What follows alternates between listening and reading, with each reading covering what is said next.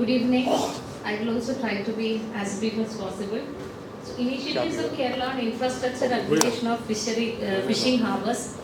Kerala has got a coastline of 520 kilometers. So, we have 26 harbours with us. So, every 25 kilometer we have a harbour.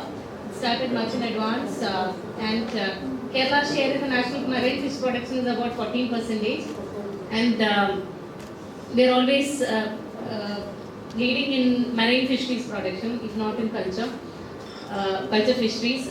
So basically the main components, as you all know, every harbour would have breakwaters and landing ways, action halls, covered fish loading area, dredging, and parking areas, administrative blocks, toilets, firefighting, electrification, other things. So this time we have tried to make it more inclusive by, in the present projects, we have also added architecture and structural design and green belt and to the projects. So I would like to discuss it in three formats. Like we have infrastructure facilities, waste management and regulation, which will happen for improvement of any harbours.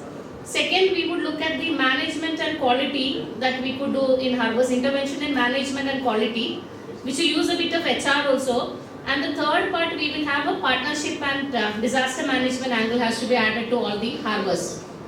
So most of the harbours would have, the first one at least the infrastructure would be there.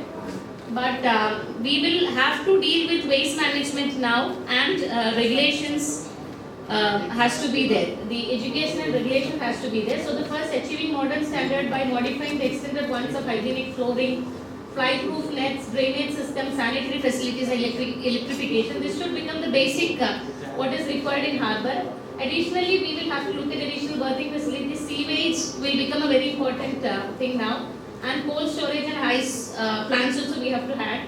And as well as the regulation has to be there for hygienic handling and using pressure waters and other mechanized cleaning vehicles has to be there. And we have to have automation and surveillance also. So 16 harbours out of our 25 harbours have got CCTV surveillance. So it helps in the marine security angle as well as for the proper management of the harbours too. The second is the management part. So Kerala has been successful in implementing in starting Kerala Fish Procurement, Marketing and Maintenance of Qualities Act. So there every harbour is managed by a harbour management society, which is headed by the district collector, and the deputy director of fisheries become the nodal officer. Though the act has been made, the rules are in the making, so there's a lot of negotiation required there. So that negotiation process is going on now. It all started with one of our very successful harbours, Moonambam Fishing Harbour, where it was started in 2005 with an initial amount of 10 crore capital, in which MPEDA was funding 2.5 crores. Later, the estimate went to 17 crores. The Moonambam Fishing Harbour is one of the successful fishing harbours. It is managed very well as per the European Union standards. So, Moonambam caters to, the facilities are as per EU standards. They have got raised platform, fly-proof nets, covered loading areas, hygienic parking facilities are provided. Also, we have got water kiosks, CCTV surveillance, display boards, weather warning, and token system has been put in place so that there is no rush and hygienic handling of fish is possible.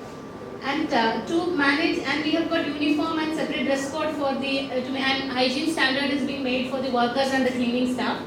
Also for the waste management, Shujithu Sagaram has got where marine plastics are being collected and recycled. It is managed by an autonomous society, which is Moonambam Fishing Harbour Management Society. So that was been very successful. It is one of the well-governed harbours of the country. So this model is being incorporated to rest of the Kerala through Kerala Fish Procurement, Marketing and Maintenance of Quality Act. So, so these are the enforced auction halls, loading area and water kiosks. So the roadmap to the future would be modernization in a phased manner for the hygiene handling. And we have to have strict implementation of protocol has to be there, and public health, sanitation and personal hygiene has to be maintained.